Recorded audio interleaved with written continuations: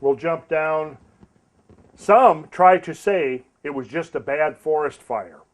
But my great-grandfather spoke to the frightened survivors in person, and they all said the fire came from the sky. Some said great balls of fire were burning in the air and there was no forest nearby. This is from Duluth, which is like 100 miles north of, or 75 miles north of Hinckley. Great whirlwinds of flames flashed in the early evening sky with a strange and awful result that left viewers with a depressed feeling. The sky did not light up from one direction, nor was there a single bright glow. The whole vault of heaven became a glowing furnace, dull and ruddy in color, with the appearance of intense heat. The phenomena, at least 50 miles to the south of Duluth Superior, appeared outside the range of known denominators. The firmament seemed a vast mass of molten metal threatening universal destruction. Many Scandinavians thought it looked like Ragnarok, the end of the world in Norse mythology. And here was a poem written by survivor Horace Wilcox. The fire swept o'er us with terrible wrath, and left desolation and terror strewed in its path. The flames approached with a sickening crash, and fair Hinckley town disappeared like a flash. But Hinckley saw another sight, as the afternoon grew dark as night, when, like the handwriting on the wall, the population recognized Jehovah's call. Fly for your lives, come let us fly, that we may escape the fire that descends from the sky. So, by turning to these accounts, we can get a sense of an idea of what the Greeks were talking about with ekpyrosis. Now, is it possible that what we're seeing here could occur on a global scale? This was the last. In the series of these great cosmic firestorms, the Big Burn of 1910 was the last one. And interestingly, this author notes the connection between the appearance of Halley's Comet the same year as this fire. And we saw this is one of the things it did to the forest. But we saw that several eyewitnesses insisted that they saw a falling star begin the fire. Another witness, the man insisted that a star had fallen by setting a small fire. Thus the great 1910 fire began in Montana. Smaller fires had already been raging all over the state, but they were under control thanks to a firefighting force of 3,000 men and soldiers all in the woods. But the fire that began on August 20th was different. August 20th. What's significant about that date for those of you that have been paying attention? August 20th? Not the Leonids. The Perseids. Yes, the Perseids. All right, so I'm going to reveal the secret of the cosmic fire. This is the handout I've given you. And these are all the characteristics, briefly reviewed. The air itself seems on fire. The heavens appear to be on fire. Rain of fire from the sky. Fire spreads with unprecedented rapidity. Fire of intense and unprecedented heat. Firestorm comes on as a tornado or cyclone. Flames devour whole buildings in a matter of minutes. It consumes everything in its path. There are unusual effects such as electrical and gaseous phenomena. It's preceded by omens and forewarnings perceived by certain aware or sensitive individuals. Also, witnesses and survivors universally believe that it is Judgment Day or the end of the world.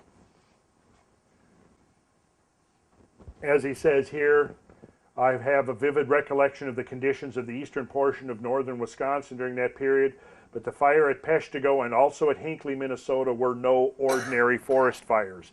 And that, you see, just like the geologists try to make out that the Missoula megaflood is nothing more than a larger version of an ordinary glacial outburst flood, The guys who are studying these fires try to do the same. They take the same psychological ploy by simply trying to say, well, you can, these big firestorms, they can have weird effects and so forth.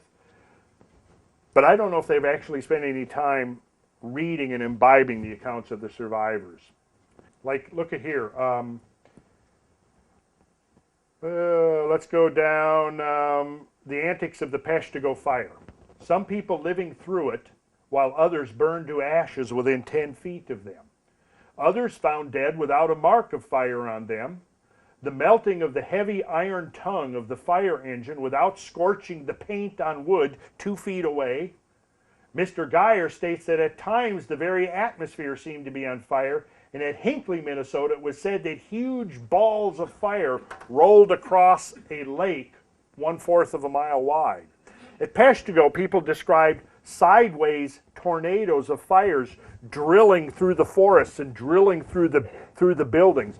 The great lumber mill, they described a sideways tornado of fire drilling through the great lumber mill, and then instantly the lumber mill was consumed to ashes.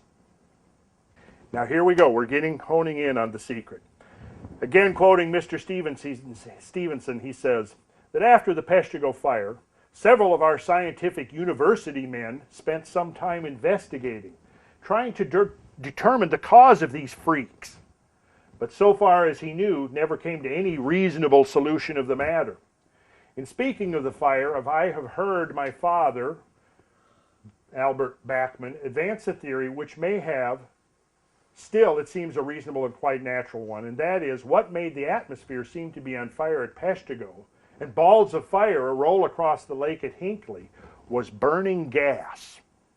The question naturally arises, where did it come from? Those who came through the fire will tell how they could smell and even taste the gas for days previous to the conflagration. Now the reductionist will try to dismiss this as, marsh gas. But marsh gas does not make flame columns 5 miles high. Marsh gas does not set the firmament on fire. Doesn't melt steel either. Doesn't melt steel down into puddles, right. It doesn't create flames in excess of 3,000 degrees centigrade. So what was the source of the gas? These undoubted facts have been ascribed to electricity.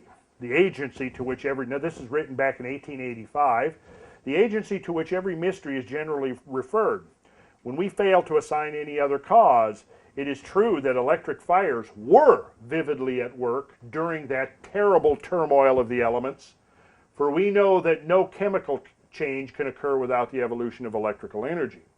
But the electricity itself was only a phenomena resulting from the formation of other chemical compounds than the one above referred to. Immense quantities of water were licked up by the flames both in city and country and converted into superheated vapor. At this point, the chemical affinities of its constituent gases for each other were overcome by the omnipresent carbon, 3 pounds of which is combined with every pound weight of hydrogen to form what is known as light carbureted hydrogen. What is he talking about there? Methane, yes. While the released oxygen combined with other portions of carbon to form carbonic acid. The carbureted hydrogen is the terror of the coal miner, forming explosive mixtures with the ordinary air of the coal pit. Once it reaches about 15%, I believe, saturation, the atmosphere becomes combustible. It is also known as marsh gas, being produced by the putrefaction of vegetable matter under water and mud. The volume of this gas was the material that, mingling with the ordinary air, changed it into a perfect atmosphere of fire through which the intangible flames could leap like the lightning flash from one point to another far distant.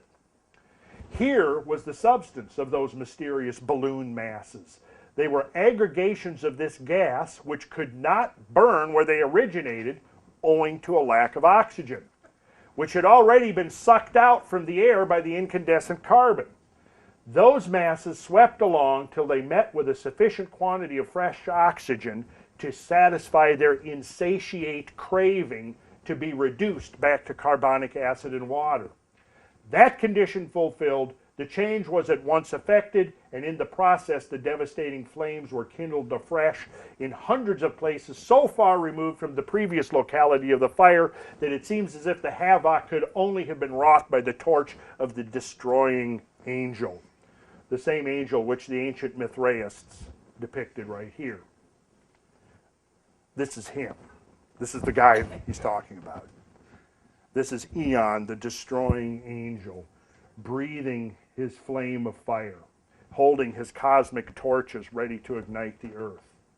Notice the serpents. This is an image. Also notice the head of the lion. See, all of these things are important clues, people, to deciphering this ancient wisdom tradition, this ancient science. Okay. Ignatius Donnelly, back in 1883, Ignatius Donnelly, who wrote the book on Atlantis, asked this rhetorical question. Who shall say how often the characteristics of our atmosphere have been affected by accessions from extraterrestrial sources, resulting in conflagrations or pestilences, in failures of crops, and in famines? What do you think the answer is? Plato in Timaeus says, and then, at the usual period, the stream from heaven descends like a pestilence. Let's take a look. This is what the ancient Chinese referred to as a broom star. And when we think back to that photograph of the aftermath of Hinckley, we can certainly see how the survivors of that fire described it as a great besom of fire, a broom of fire that came down and swept everything from the landscape. And we've seen these traditional depictions. Ancient peoples deftly made the connection between the passage of comets and the outbreak of firestorms and other strange atmospheric and electrical phenomena. Right there. There it is, right there in front of you. Let's go to another one. What do you see happening here? The comet is passing overhead, and what is happening down here on the earth? Fires. What's happening here? There's the comet. What's happening down here? A great firestorm is breaking out. You see, ancient peoples made these connections. Were these connections fanciful, or were they based upon their actual experience? Now, let's look at a recent cosmic lesson. The cosmos has been giving mankind all kinds of lessons for the last century. How many people have been paying attention? Back in 1996, Comet Hyakutake came suddenly. Nobody knew it was coming. Suddenly there it was, swept in very close to the Earth. We had an unprecedented opportunity to examine Hyakutake. And what did we learn? It's full of hydrocarbon. Let's take a look here. When Comet Hyakutake sped past Earth last March, it did more than put on a breathtaking show. It also delivered a series of scientific surprises, beginning with the first X-rays ever detected from a comet. Now, as a paper in this issue reports, the surprises are continuing with a revelation about Hyakutake's composition that is hard to reconcile with standard explanations of how comets originated. In this case, surprise is more than a mild understatement. It was serendipity, says Michael DeSanti, an astronomer at Catholic University of America in Washington, D.C. DeSanti and his colleagues report that Hyakutake contains abundant ethane and methane, highly combustible hydrocarbon gases, compounds never before confirmed in comets. Now, having been fully apprised of the story of these great fires in 1996 when Hyakutake came along, I was quite gratified to see what I had suspected be confirmed by the spectral signature of Hyakutake. The ethane was a shock because astronomers had assumed it wasn't present in the primordial cloud of material that gave rise to the solar system. How did they know what the gas was? Well, every gas leaves its own signature. It's a color spectrum. It's a color spectrum, exactly. And this was abundantly confirmed by actually taking samples from the nucleus of Halley's Comet. Okay, let's see. I know we're running out of time now. Ethane can also be a product of hydrogen atom addition reactions on grain surfaces in interstellar dense cloud cores. Now notice, acetylene, which is C2H2, 2 atoms of carbon, 2 atoms of hydrogen, is readily produced by gas phase ion molecule chemistry, and this is something that can go on in the nucleus of a comet. After condensing onto grain surfaces, can undergo hydrogenation until becoming saturated, thereby forming C2H6. Note, a detection of C2H2 has been reported in Hyakutake at abundance of 0.1 to 0.4% relative to water. What's it saying? It's saying that within the icy matrix of Hyakutake, almost 1% of it was acetylene. The stuff we use to cut steel, right. Acetylene burns red, methane burns blue. Yes, and when you read the accounts of the survivors, they will describe red balls of fire and blue balls of fire.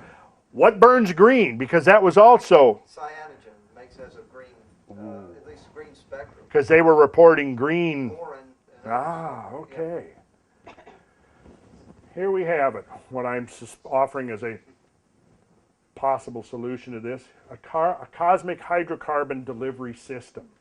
You have a dodecahedral molecular structure of a methane hydrate. So what you have is a water molecule in the shape of a dodecahedron. Here's the link with sacred geometry, Carmen.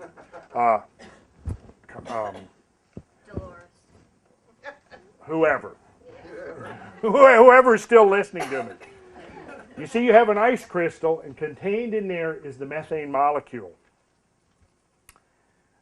Here is a potential mechanism where, if the right atmospheric conditions exist, you could potentially have an extraterrestrial accretion of hydrocarbon gases.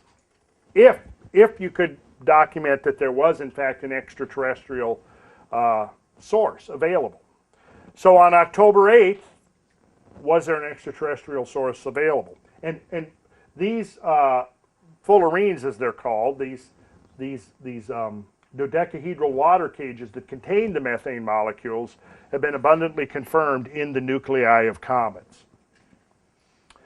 So we're going to jump ahead past the Phaeton story and get to this.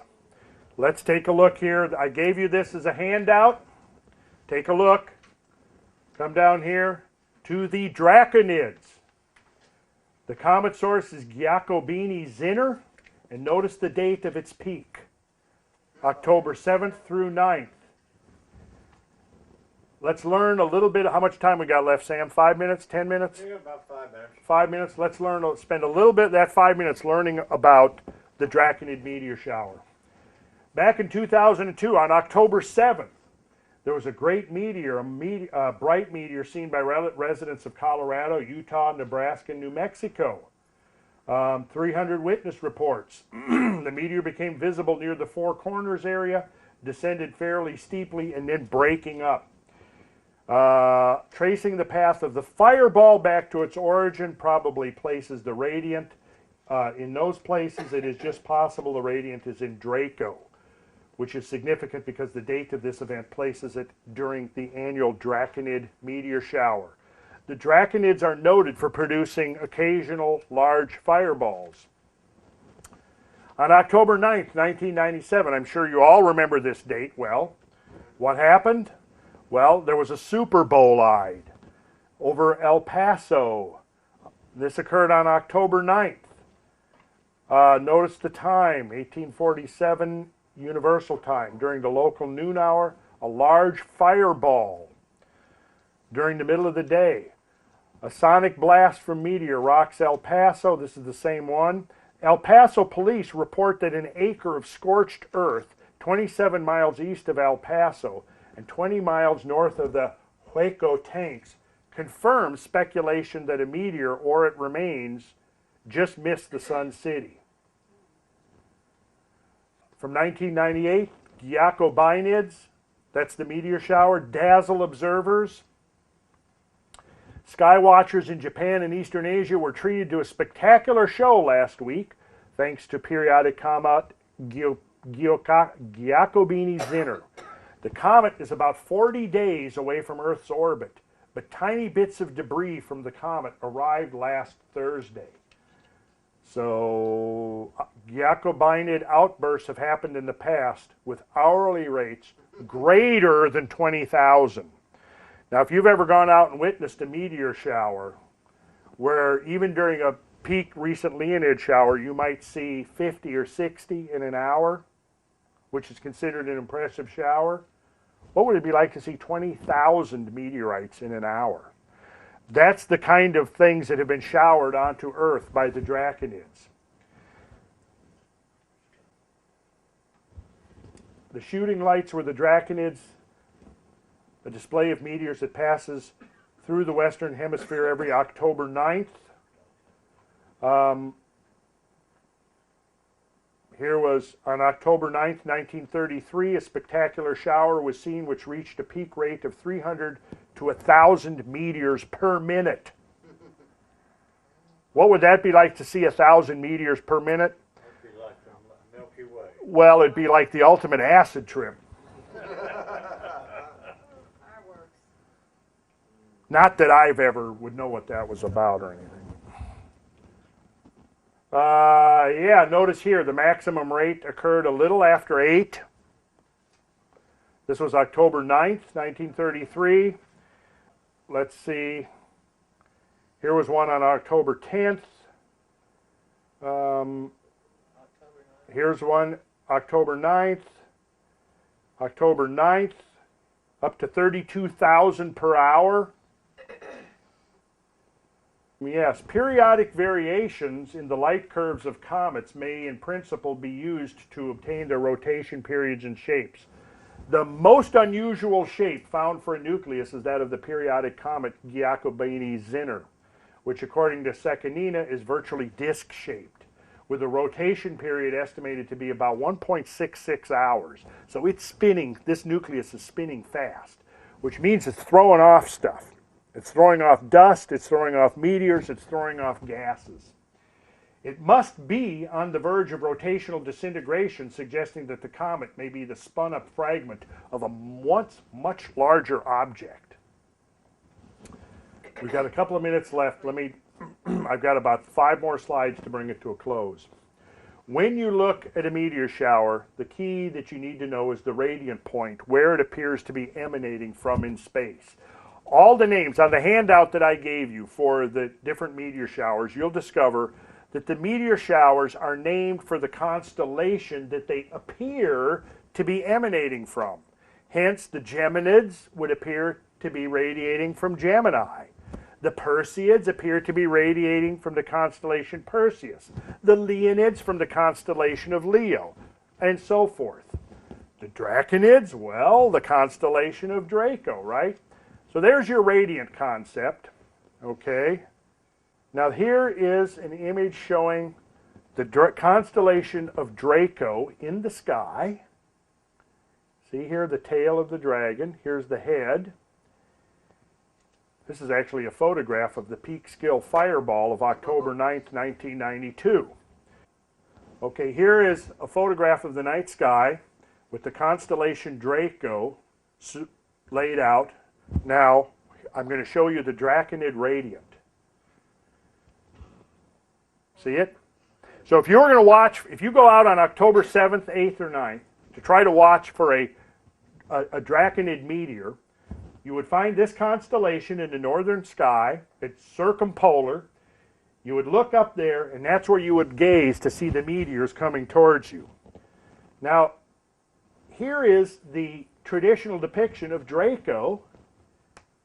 Notice these are the same stars that you see right here. If you look at this image back here, let's see, where is, well, we've cut off the Great Bear, Ursa Major. But if you look at this one, you'll see the Great Bear, Ursa Major, right here. And here is the dragon. And now in the next image, I'm going to show the Draconid radiant point. Now talk about an appropriate symbolical connection in terms of the fire-breathing dragon. There it is. There is your fire-breathing dragon, the source of the myths. Here it is. Right out of the dragon's mouth comes the firestorms. Just another angle of it. Recently, some weather historians, using archives as a baseline and adding information from recent decades, now offer a plausible theory. This is regarding to the origin of the Peshtigo and Chicago fires. Meteor showers in autumn are common in the upper Great Lakes. In recent years, these showers have left burning chunks scattered over the entire region, some large enough to break through the roofs of homes and outbuildings, starting fires in dry fields and wooded areas. With the tinder, dry conditions present throughout the entire region on the night of October 8, 1871, such a meteor shower would easily have started what seemed like spontaneous fires in numerous places of Wisconsin, Michigan, Illinois, with the continuous thick smoke from smoldering smaller blazes already blanketing the land, making residents seek shelter inside their homes early in the evening. The meteors that entered the Earth's atmosphere could not easily be seen. Now, of course, what he's describing here would certainly seem consistent with the idea that it could start forest fires, but not with the idea that it would set the sky itself on fire.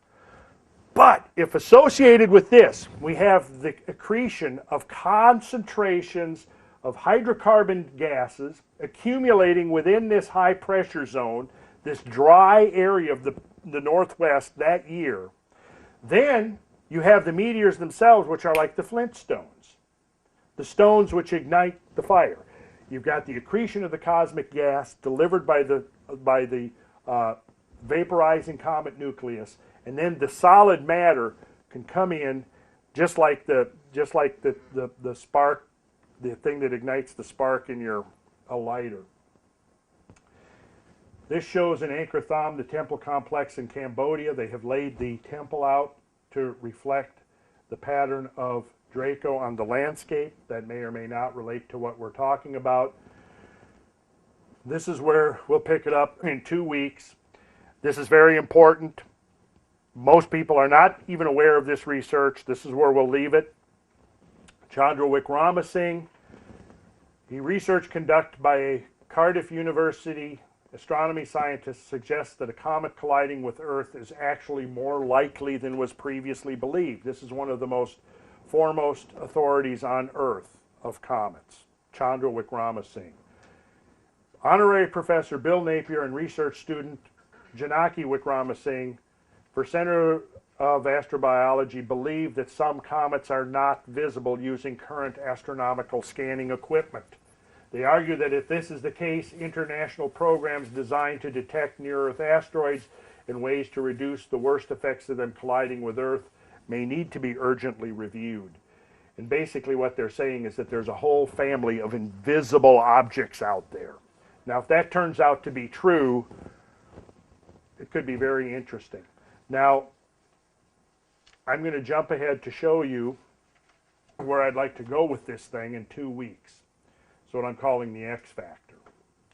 And to see what the X factor is, I'll pull up the tarot card entitled Temperance, and you see the great angel with the torch in one hand and the urn pouring out the waters on the other hand. And we've looked at this, but only now, I think, are we capable of really beginning to decipher the symbology. And we're going to get into this kind of stuff, because here I think are more clues to the whole phenomena. And we will look at some prophecies. The Catholic saints are also describing this whole phenomena. And then we will look at, after we've done that, then we will do the final thing, which I haven't presented to you yet, which is this, and this will be the last slide I show you. Yeah, the Peshtigo fire and the X factor. Excellent. Yeah. Excellent.